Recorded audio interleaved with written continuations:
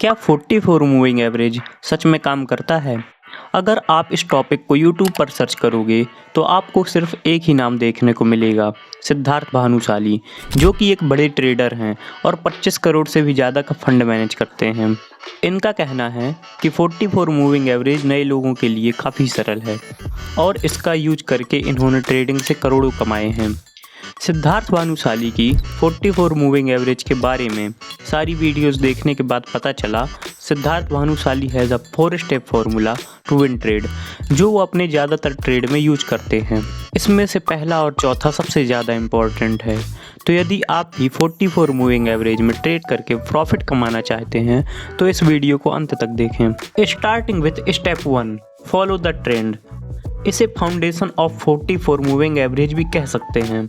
44 moving average में अपने trade को प्रॉफिटेबल बनाने के लिए ज़रूरी है ट्रेंड को फॉलो करना, बिकॉज 44 मूविंग एवरेज पूरी तरह ट्रेंड के साथ मूव करता है। अप ट्रेंड में खरीदो और डाउन ट्रेंड में बेचो, बस इतनी सी बात है।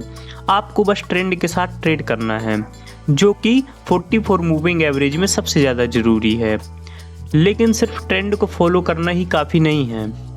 एक प्रॉफिटेबल ट्रेड के लिए सही जगह पर एंट्री लेना भी बहुत ज़रूरी है और यही है स्टेप 2, राइट एंट्री।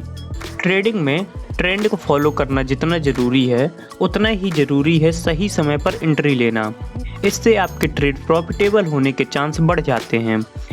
यह बिल्कुल सच है कि यदि आप सही स्टॉक में सही एंट्री लेते हैं तो आपका प्रॉफिट कई गुना बढ़ सकता है। तो अब बात आती है एंट्री कहाँ लेनी चाहिए। अब ट्रेंड की बात करें तो जब प्राइस 44 मूविंग एवरेज को टच करे और एक बड़ी ग्रीन कैंडल बने तो आपको उसके हाई पर बाई करना है।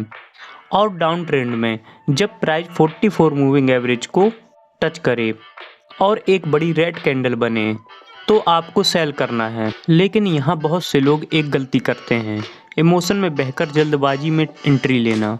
अगर आपने बिना सोचे समझे ट्रेड किया तो लॉस होना तय है। इसलिए सही एंट्री के साथ स्टॉप लॉस और टारगेट सेट करना भी ज़रूरी है। और यही है स्टेप नंबर 3, स्टॉप लॉस और टारगेट। ट्रेडिंग में दो तरह के लोग होते हैं, एक जो बिना स्टॉप लॉस के ट्रेड करते हैं और इससे ये अपनी लिमिट से ज़्यादा लॉस कर बैठते हैं, और दूसरे जो प्रोफेशनल्स की तरह स्टॉप लॉस और टारगेट सेट करके रिस्क को कंट्रोल में रखते हैं। क्योंकि ट्रेडिंग में कभी भी 100% गारंटी नहीं होती। अगर ट्रेड आपके खिलाफ जाता है तो स्टॉप लॉस आपके पैसे को एक लिमिट से ज़्यादा लॉस होने से रोकता है। स्टॉप लॉस सेट करने का सबसे इजी तरीका है, अब ट्रेंड में बाई करें तो स्टॉप लॉस पिछली कैंडल के लो पर रखें, डाउन ट्रेंड में सेल करें तो स्टॉप लॉस पिछली कैंडल के हाई पर रखें। अब बात आती है टारगेट सेट करने की। तो इसमें आपको रिस्क रिवॉर्ड रेशो को फॉलो करना है, यानी अगर आप 1 रुपये का रिस्क ले रहे हैं तो कम से कम 2 या 3 रुपये का टारगेट रखें।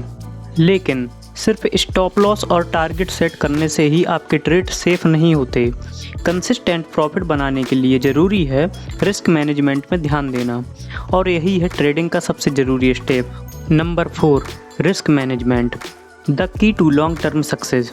आपने कभी सोचा है कि बड़े ट्रेडर्स अपने ट्रेडिंग फंड को सिक्योर कैसे करते हैं जिससे वो कभी कंगाल नहीं होते? क्योंकि वो रिस्क मैनेजमेंट करना जानते हैं। यदि आप रिस्क मैनेजमेंट नहीं करते तो समय के साथ आपका पूरा अकाउंट खाली हो सकता है। वहीं सही रिस्क मैनेजमेंट से आप प्रॉफिट तो कमाते ही हैं, साथ ही आपको लॉस भी कम होता है। मतलब अगर आपके पास 50,000 का कैपिटल है तो एक ट्रेड में सिर्फ 1,000 तक का रिस्क लें। यही रिस्क मैनेजमेंट का मेन रूल है। स्टॉप लॉस फॉलो करें, ओवर ट्रेडिंग से बचें और अपने लॉस को धीरे धीरे रिकवर करें। अगर आप इन 4 स्टेप को फॉलो करते हैं तो आप भी 44 मूविंग एवरेज में ट्रेड करके अच्छा प्रॉफिट बना सकते हैं।